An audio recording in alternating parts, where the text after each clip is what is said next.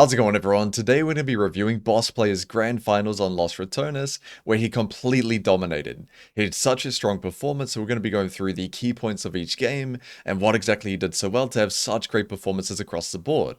So starting with Game 1, Volibear up against a Camille. Now the lane wasn't the most exciting, but I did want to showcase how he got away with the early game, even though he's got the most greedy setup of all time. So he started Dark Seal refillable, with conditioning as his runes, and just full scaling all over the place, but he still managed to get away with it. So in the early game, he was giving Camille Prio. There are a couple of reasons why he might have done this, even though Volibear can get pushed in this matchup. First of all, with the scaling setup, it might be a bit more difficult to get Prio, but also Skarner could do a 3-camp top. He could do Raptors Red Golems into top gang, and it can be really hard to survive that up against Camille Skarner, especially with your jungler pathing bot side, so he could have just tried to make a more stable early game to not get punished so early on into the game. So you can see Camille's getting Prio, she's abusing the Camille zone well, eating off the wall whenever she can, but his main focus is to farm. You can see he's not too interested in trading, mainly trying to play for farm and just get a early recall off and pick up a D-ring. So Dark Seal start is quite greedy, but if he gets a D-ring in the end, it's not too bad. So clears this wave, he knows if I stay here, I'm going to die. Bases and TP's back, so refill potion already kicking in, and goes for the D-ring Dark Seal. Now this is where he made a good play in the lane, where he comes back straight away, and now he knows I need to get Prio. Skarner has to be bot side now. It's very likely that he pathed his way down, and he missed that 3-camp timer that a lot of junglers like to go for. So he TP's back straight away, hard shoves in the wave, and now it's time to start his proxying. So he even hit the tower on the way, so a little bit greedy, but doesn't really matter. And now he goes for a double proxy. So double proxy is proxying one tier between tier 2 and tier 1, and then the second wave between tier 2 and tier 3. This is the highest tempo recall you can possibly give yourself, and you won't lose anything at all if you base on this timer. Now something that's really interesting is after he bases and comes back, Camille is in a tricky position. Because you can see here, the wave he just pushed from all the way over here, she is still clearing it. And it's Camille, a champion with really weak wave clear, trying to deal with a cannon wave. So just as she finishes clearing it, he's already back in lane, so she doesn't really have an opportunity to be here. A lot of the time, you want to match their recall. You want to be here at the same time, or ideally a bit before them, so that you can pressure them off this wave if you want to stop them from proxying. But here, you can see he can stack this wave up. There's not much she can do about it, especially this matchup. There's not a lot she could have done anyway to stop him, but now he's going to give himself another opportunity to punish this Camille. So hard shoves in, starts in the tower, plays for that tower plate, not afraid to take a little bit of damage here, because his mid laner's on the way. Now, the idea from this dive was really smart. The execution was a little bit off. Could be the stage nerfs, but he did Q the tower. You can see here. So they weren't able to chain CC, Volibear Q, and to trigger full combo. But it did work out well in the end for Boss. Nemesis did sadly die, but not the end of the world. So this is the start of where Boss was able to grow such a big lead in this game. Now, we're going to skip ahead a little bit. Even though Boss did have a great series and made a lot of big plays, there was definitely a little bit of inting mixed in there, randomly getting caught on side, dying to ganks, so we're not really going to be reviewing them, we're just going to be reviewing the main points. Of course, if there's a good def that really benefits his team, I will be reviewing it, but the defs that are just randomly dying to ganks or anything like that for no purpose, there's not much point. So we can see here, something he did really well that a lot of players struggle to do is using major abilities purely for a trade. So when you verse a champion that is disengaged, like a Renekton or a Camille, the second they use it, you know they're stuck. Now she doesn't have long to go before she reaches tower, but he knows he can commit here for a big trade, so dumps ulti straight away just for that chunk, and then he's able to get a QWE as well under tower, and you can see now she's in such a bad position. If he didn't ulti them, and he let her be full HP under tower, with ulti and almost having flash up, there would be no opportunity, but because he managed to chunk her with his abilities, even though he's not in the best spot resource-wise, his team can capitalize off that, and make the Camille miss all of this farm and XP, and give tower plates over to Volibear. Now, granted, they did go a little bit too deep for the kill. They should have just denied the XP and gone back to mid and camps. However, the boss played this really well in terms of decision making. So when Victor was TPing in, he hovered, he made sure the fight was winnable or losable, he was in the area, but now he sees there's no way we can win. The two-man ulti onto his teammates here, instantly disengage, you can see, kills the pink and leaves and bases straight away. A really important skill that you can develop is when the play is done, we base or go back to side lane as soon as possible. And you'll see time and time again in this series, he showcased this really well, which is a huge reason why he's able to maintain such great golden XP and high CS despite dying very often. So it goes top here just to catch the wave, doesn't want to give Victor all that, but he mainly wants to be bottom now and let his team play top side for the Void Grubs here. Moving on to the mid game, and at this point he has hit his power spike really strong at the moment with that Cosmic Drive boosted Swifties, really popular movement speed build for Volibear mains recently, and looks to make a play bottom. So initially he wants to be bottom to make a play here around Herald to create pressure bottom and look to make a numbers advantage. However, another bonus is as Varus is pushing, it's not really a mistake, he decides to die here for the tower to get full feats of strength for his team and a boost of gold, so not a big problem for him. He manages to chunk volley as well on his way out, but still a nice opportunity for Baus here.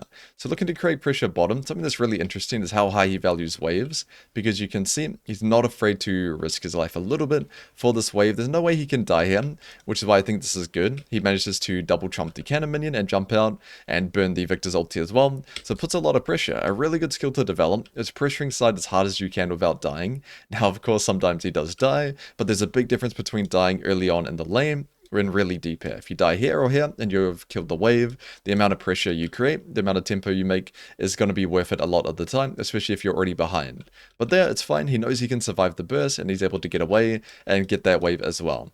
So here he does look to play bottom, get that pressure, pull people away from Herald, and he does succeed. His team's playing for Herald here, so it would have been good for him to see that no one is contesting it, so this is his vision, and back out right away, but they did manage to get a gank onto him. He didn't die, this guy didn't have ulti, but he did have to use his flash.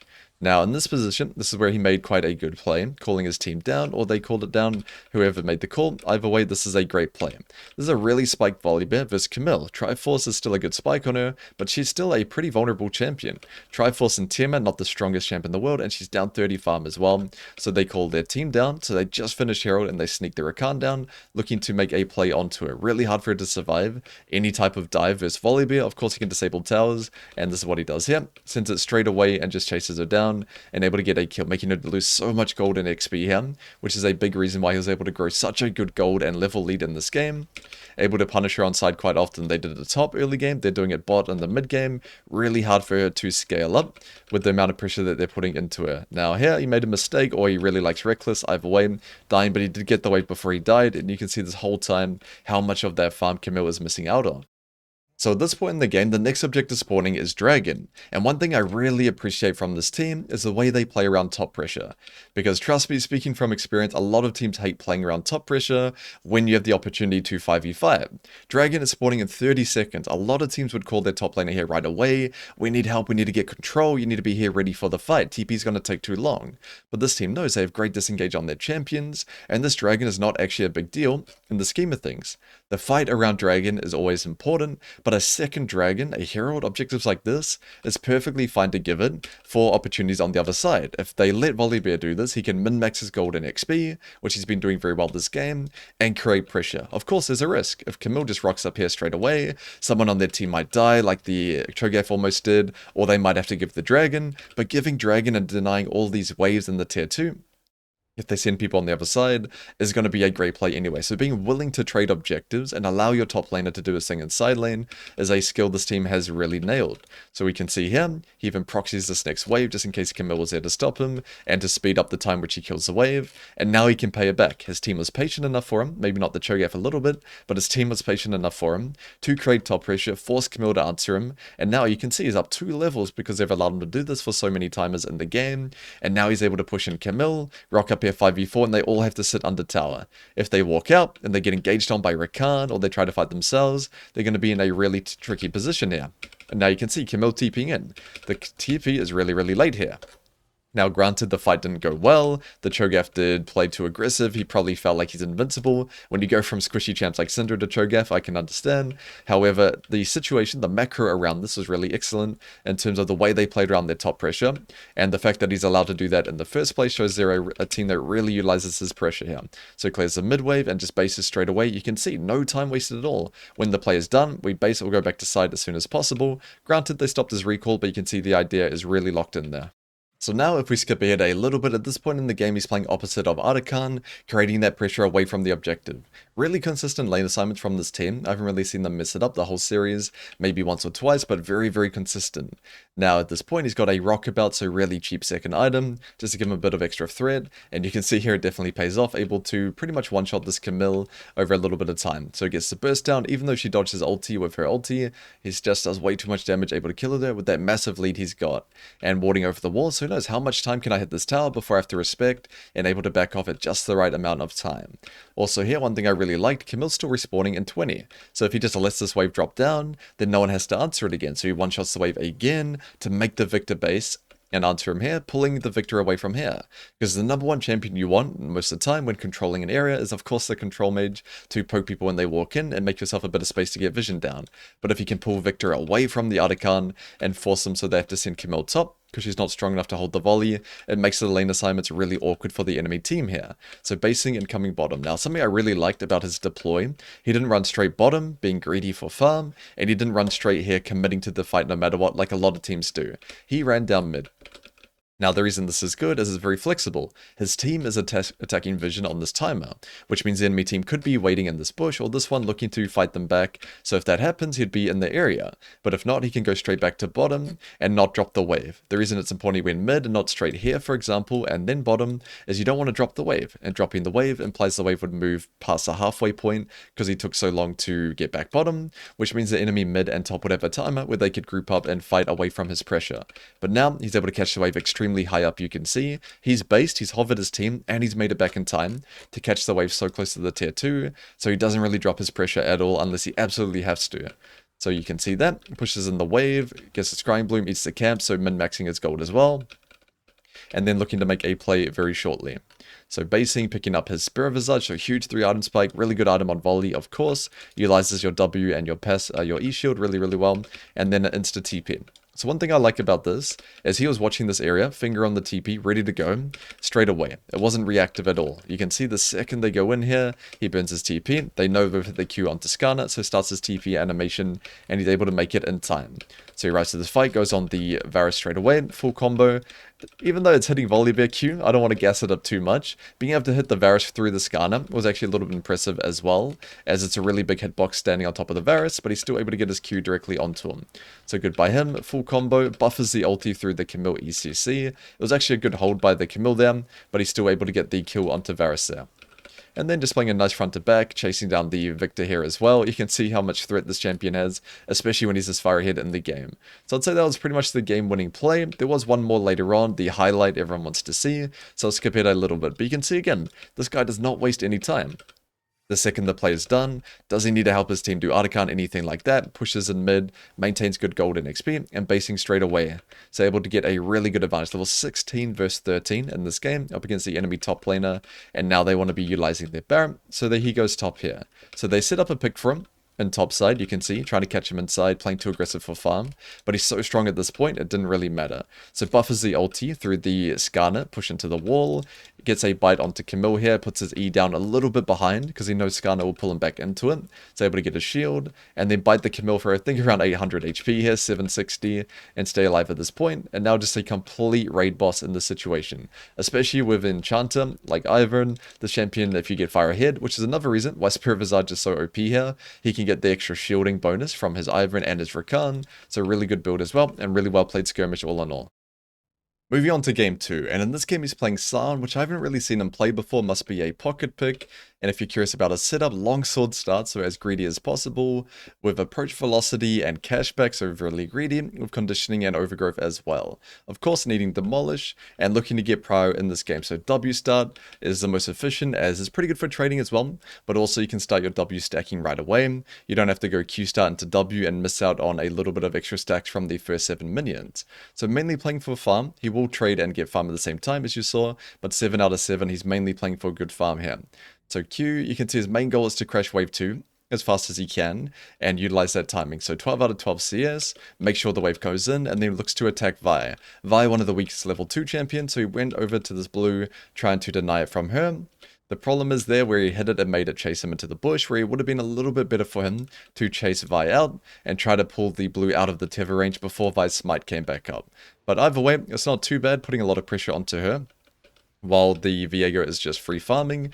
But then here the Vi does commit Burns Flash to try kill him, but they were able to actually trade here, so just kills him in the end. But because now the Vi had to use Flash to take him out, he's got no Flash, able to get the stun from the Viego W, and then the Sion passive just punching him down. So 2-wave crash and 2 invade, really good strategy if you can get the wave in really quickly, especially if you verse a weak jungler like a Vi, because you can see here, by the time the Zac crashes the wave, not only did he not have to use his TP, as he got the home guards as well, he barely missed any farm at all from that, because it's really hard for Zac to crash wave 3 in time under his tower, so he's able to get a nice catch on the wave here.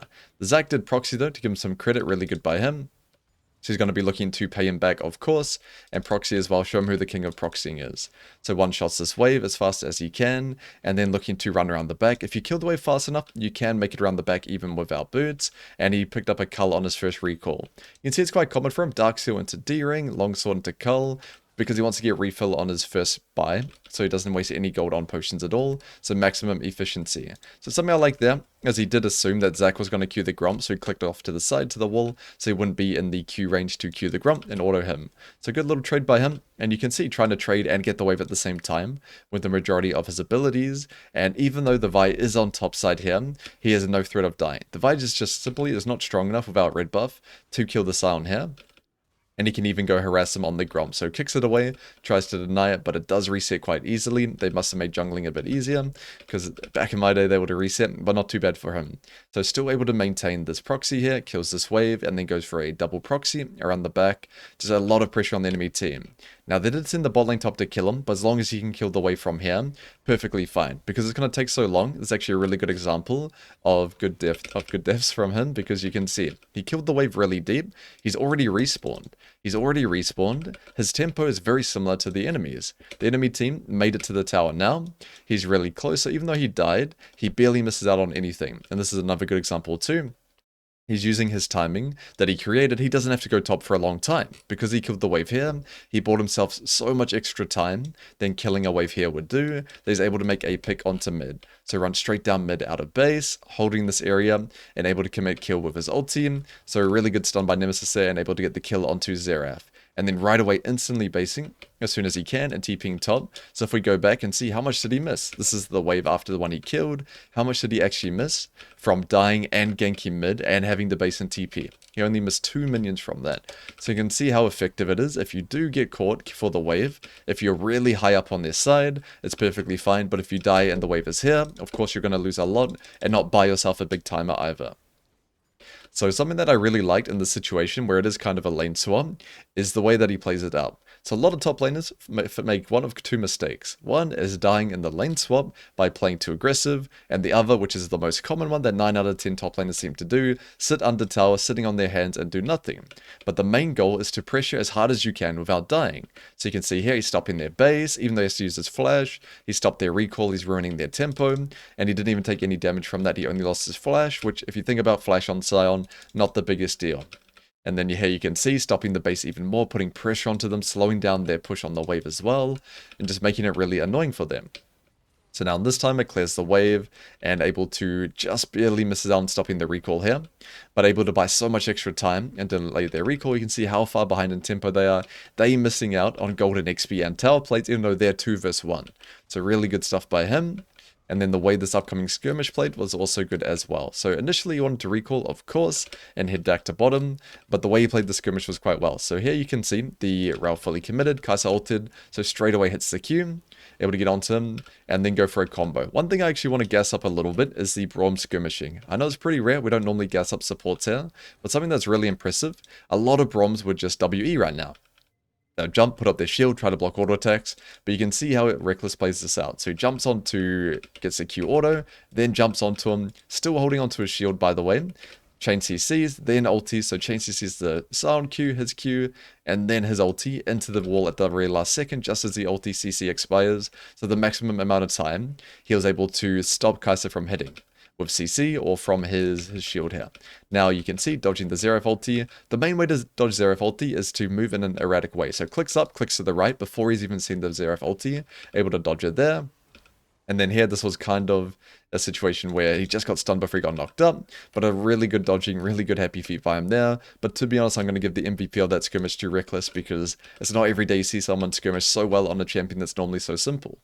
So now heading onto the map, the next objective is of course going to be the Void Grub, so going bottom is the play here. If you're curious about his build, Cull with Tier 2 Boots and Balmy Cinder. So he'll often go Swifties or Symbiotic Souls, as he values the movement speed way higher than Defensive Boots, which is really good in my opinion because Defensive Boots are so nerfed. They are a bait a lot of the time, especially on a champion like Sion or Volibear, the champion normally likes to play. Now, the play he made here was really impressive, so a common macro strategy is shifting up. So it would be where the mid laner pushes in mid and shifts top for a play, and then the top laner shifts up to mid to catch the wave. But the way he did it was not only he shifted up, but he wasted a lot of the enemy team's time as well. You can see he's constantly looking to proxy. He's putting so much pressure on the opponents that they went for a 3-man gank onto him, so dodges the Rel combo and starts his ulti, and he's able to make it to mid way faster than walking as well, and clears out this mid wave so that the mid laner, Nemesis here, can kill the Zac, and he clears mid, so Xerath doesn't really able to deny any gold or XP, and then straight back to bottom afterwards. So he has to recall, of course, but straight back bottom here. You can see he did miss a little bit. He was 1v3, so he would have missed out on it anyway, but is able to shift mid, survive a 1v3 gank, and also get the wave in as well. So now makes it back to bottom, looking to push this off, and of course proxy if he can, and just pull people to him. You can see it's a Vi with blue buff, not the scariest thing ever. He's able to go for the plate, proxy in front of him, so really good threat assessment here. You can see a lot of players will just see the jungler and play respectful, but he knows a level 8 Vi with blue buff with the tunneler, no threat on me whatsoever, perfectly fine to proxy in front of her face there.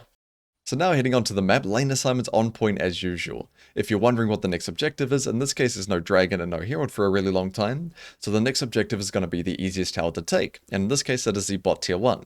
So his teammates are going to play for that, and he's going to create pressure on the opposite side, so really similar logic to playing it for a dragon.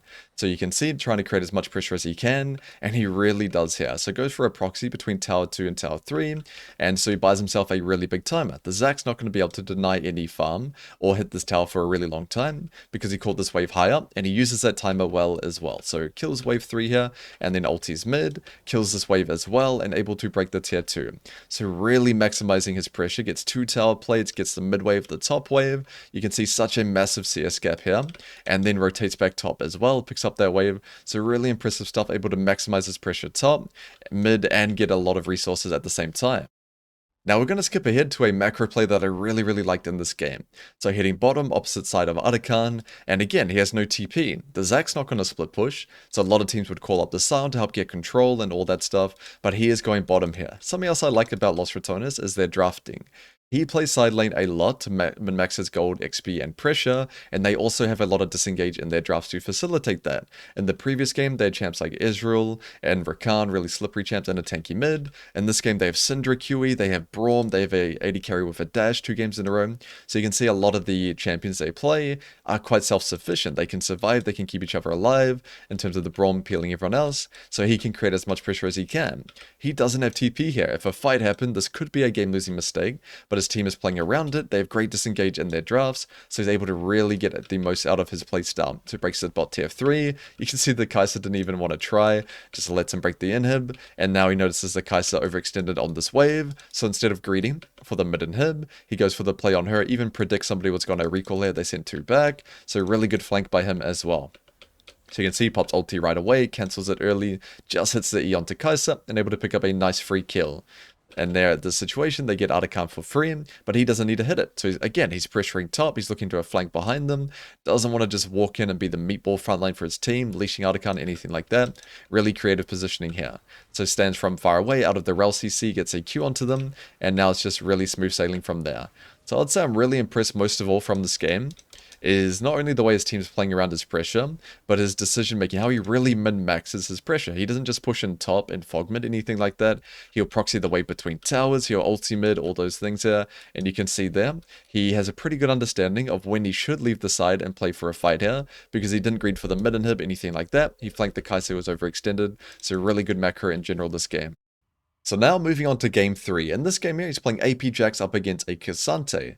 Now I'm going to completely skip the lane swap as I'd rather watch a 10-hour Yuumi montage, but in this game, he's in a really tricky lane. Even Jax vs Cassante by itself can be quite tricky. Cassante favored skill matchup, but AP Jax is borderline unplayable. Now AP Jax does suit him a lot better, as it has a lot more wave clear, which he mainly plays for proxying and tempo and good farm, so that's going to suit his style a lot better. For the average player, I would stay away from it though. So Q's in here, you can see playing for the wave. He does have to drop 2 minions here, but it's definitely worthwhile. This matchup can be quite tricky. You'll see why very shortly. So goes for the proxy, clears this wave. Really good wave clear on this setup here. Just a Dark Seal and D-Ring at the moment. Goes for a Nash's Tooth as his first item in this build, and kind of a halfway between Triforce and an AP build, but being able to max your E gives you way better wave clear than a normal Jax. So goes for the double proxy, trying to stay out of this lane as much as he can, and basing and going straight back to top. So you can see blasting 1 building towards that Nashor's, and this is where you can really see the balance of Cassante. So he's 100 mana, half HP, and he's missed an entire recall. Granted, he does have the level advantage to give him a little bit of credit, but you can see it doesn't even matter. He's just going to completely run him over. So really hard for Jax to do anything in this type of matchup. So has to flash away, almost dies, and has to give up a lot of XP just to stay alive in the lane by eating all the fruit here. So goes back to top. You can see at level 7, his E will start to one-shot the casters if you watch this one here. So the wave clear is a lot better on this build, but he can't really get this wave in either. So almost dies to Cassante, it just gets away, dodging that last Q, and has to base. He does actually end up going to Symbiotic Souls in this matchup, which was a really good call. So he could clear the wave, get his head beaten by Cassante, and then base and come back on repeat. That's the only way he could really get farm as AP Jax vs Cassante, but it did work out quite well for him. So comes here, clears the wave. He's a little bit behind in this game. You can see level 8 versus 7.5. So probably his worst game so far. And the mid game was also his worst one too. But there were still some good plays that he made in this game. So we will be going through them. So we'll do a big skip forward here. Nothing really happened, just getting beat down by Cassante. Died once in bottom, but nothing really. And now he's hit his spike. He's got the Nashor's Tooth, Symbiotic Souls, almost upgraded, and the next objective is Dragon. So looking to play opposite there, draw that pressure away. So really good wave clear you can see with the AP Jax build. Able to push in top, clear out this vision, and go for one more wave before he fogs down. So clears this wave, trying to really min-max the timing. Right now is good for him not to go, because his teammates aren't even ready. So we can see he clears the wave and comes down. Now, in terms of this fight, the main issue here is, I wouldn't really call it an issue, but the way they could have min-maxed it a bit more. His teammates weren't really ready on his timer. So you can see he's ready to move to this dragon, but if we go back a little bit, the mid and mid jungle did troll a little bit. So jungle cleared a mid wave, mid cleared one more extra wave, so their timing is a little bit desynced with top. Again, it's not a huge deal, it's something to play around, but they couldn't really use the most of his pressure in the situation, even though it's a no TP Cassante here. So he comes in, he knows he has TP advantage, and he comes here first. He knows even though you have TP, being at the 5 first and being at the TP back to side is a much better habit, and tries to force right away with that numbers advantage, but jungle and mid's just a little bit too slow from that greedy wave from earlier, so you can see they could have optimized that a little bit, but again, not an issue. They get a free dragon, and no one really died except Baus greeting for this wave. So all in all, not a bad result. Something that's quite interesting here that you can learn from if you're a Jax player is, even though he died here, he TP's back right away, and they did steal the Herald here. Now, he went to pick it up and ward jump away, but the problem with that is if you pick up the Herald, you lose access to your stealth ward. You'll see here, he'll pick it up, he can't trinket jump anymore, so he's just completely stuck in the pit, so a little bit unlucky by him. Now, the benefit to this, even though he died for it, it's actually kind of worth it, because the threat of the top lane split pushing champion having Herald and going opposite side of the next objective, which is Arakan, is pretty much unmatched. It's really difficult for them to deal with this. What they needed to do was send multiple men down here and try to kill him before the Arakan situation happened, but they wasted time. They all came top right away. So they let him do his work here. And again, what they want to do is just maintain this situation, let Jax get his work done. And if you look at their team comp, Xayah ulti, disengage, Janna, disengage. So another great disengage comp. So really easy for them to stay alive. I wouldn't say really easy, but a lot easier than if they were drafting greedier comps. So we can see they're just holding this position, trying to put pressure on them, make it uncomfortable for them.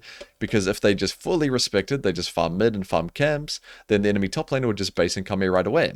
But if they put pressure, if they pretend they're going to fight it, they give him a lot of freedom to push this wave in. And you can see with the Herald, they have to send people to stop him. He's able to get the tier 3 tower here, and he was a little bit greedy. The best play would have been to ride the Herald and try to disengage, or maybe even try to take mid tier 2 if you wanted to really min-max it, but a little bit too greedy here in the end, ends up dying, but still definitely worth it. Pulled everyone to bottom, got 2 towers, and made 3 people onto him. So not a problem whatsoever, even though his team couldn't get the out account for its pressure. So moving on to the next good sequence here, he's playing opposite of Dragon, so he wants to create pressure beforehand. His CS is not as good as the first 2 games, as he has died 5 times, and the champion's just not as strong at that proxy style as Sion and Volibear. You can't really compare it, but he's still in a pretty good state. He's only down 1 level, he's got his 2 item spike here, so not too far behind, and he's able to create pressure on that timer. He can't win 1v1, but you can see here, he can kind of ignore the Cassante and clear the wave and either use phase rush or a ward jump to get away. Didn't have to use the phase here, but you can see they really ignore the opponent's style and TP's in right away. So pushes in the wave, wall jumps, and TP's into this fight. Also greeting the bot wave too, so min-maxing that as well, picking up that level 14. Now the way he played this fight, it wasn't super flashy or anything like that, but it was definitely the best play he could have done. Here's an AP Jax. This Cassante is pretty much Thanos in this fight. He's versus a Essence Reaver and Flicker Blades AD carry and like a Seraph mid. This Cassante is going to 1v9 if he wanted to, but he tried to mark the Jax instead. He had to mark the Jax here. Here in this situation, Jax is threatening the Valkos, making it really uncomfortable for Ashe or Valkos to play, 2 immobile carries, so they had to send Cassante to mark him, but this is really good for the Jax here. Now they're both useless in this fight. They've made it a 4v4 fight, which is going to benefit the LR team, because of course Cassante would be more useful in this situation.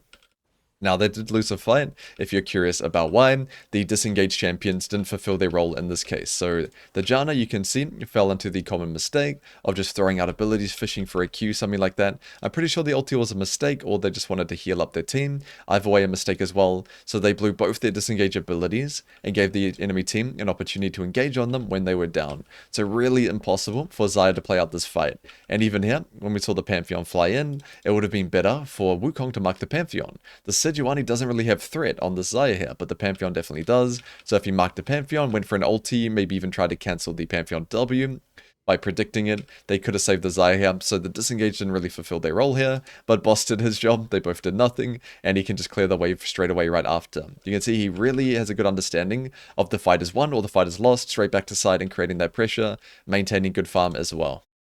Now, this upcoming sequence is where he made probably his highest impact play of the game, where he's pushing in bottom, you can see, pulling people away from Baron, and the way he played this out was really smart. So he pushes in the Cassante, he knows he can't deal with him. The Cassante would completely run him over, so runs around the back here to avoid him completely, and able to get most of this wave as well, and then starts to backdoor the inhib. So Cassante TPs in, his team's putting pressure as well, so they're not just doing nothing while he's creating pressure side, he's trying to make the enemies respond to them, able to get this inhib here, and then goes for a flank as well. And you'll see here, picks up the mid tower, the mid inhib, so through his backdooring, even though Xayah did help him out, he's able to pick up 2 inhibs, and then here, everyone is rotating to this fight. They know the Cassante is going to last a long time, everyone is getting pulled towards there, so he waits, he's trying to cheese, he's playing AP Jax more like an assassin, and trying to catch people unaware, and he does exactly that. You can actually see here, if we watch the Pantheon skills, he cancels Pantheon ulti as well, stops him from joining, and is able to get the kill. So holds on to his spells here, waits out the Pantheon E, and then gets the kill and flashes out, and then turns back and burns the Valkor's flash as well, and even survives here. It's a really good play, and you can see straight away going for the recall right after Baron, actually helping out his team a little bit, and basing right away, and then hitting straight back into side. So Lichbane third, you can see full movement speed and AP build, so full side laning and playing for proxying and tempo, definitely his playstyle, which is a big reason as well why I wouldn't recommend AP Jax for the average player. The way you need to play on this champion is very boss specific, and I've almost seen nobody able to replicate his style. So for the average player playing the standard version of Jax, it's just going to be more consistent for you, so that you don't have to become a master of proxying, tempo, and all those other things that can be quite hard to pick up. So you can see creating pressure top, trying to pull people away from the situation here, and does end up getting caught in the end, so a waste of Baron. So we're just going to skip ahead here to the next timer, where he made a good play, which is around 42 sadly, so a really big skip into the future. So we can see Elder Dragon's up, they've got Dragon Soul, everything here, so this is the game-winning play. So pushing in bottom here, at this point he's died quite a lot, which is why I had to skip the big chunk of the game, but we mainly want to review the good players. So pushes in bottom, got Rabadon's Death Cap at this point, and a Seeker's Arm Guard, so looking to play for a flank. You almost never want to play front to back on Jax, and especially on AP Jax, you want to play more so for that assassin flank position. So clears the wave, goes for a deep flank around the back. You can see here, really shepherding them in. I'll put it on his vision to make it more realistic. So clears this wave, you can see really good wave clear, and making it really uncomfortable for the enemy backline to play. So runs in right away, goes for the E, full combo onto Vel'Koz, gets into 1 HP, and then just phase rushes out, and pops his Seekers at the last second after baiting everyone in. Granted, he did go back in at the end and die unnecessarily, but he did get so much value down on that fight. He killed the support, he chunked the mid to 1 HP, so his team was able to get Elder Dragon for his sacrifice. So definitely a really good flank, consistent team fighting from him. Definitely a big issue in this game. Compared to the previous ones, he did get caught on side a lot, which meant he wasn't constantly pressuring. His farm and XP wasn't as good as it was in previous games, but he still made a lot of consistent plays in this game regardless, and completely carried the first 2 games in my opinion. Alright everyone, that's it for now. If you enjoyed the video, let me know if you want to see me cover more Los Ratones content. I'd be happy to break it down. It was really fun to watch him and see the differences between him and the average top lane and how his team plays around him. So I hope you enjoyed it, and I'll see you all next time.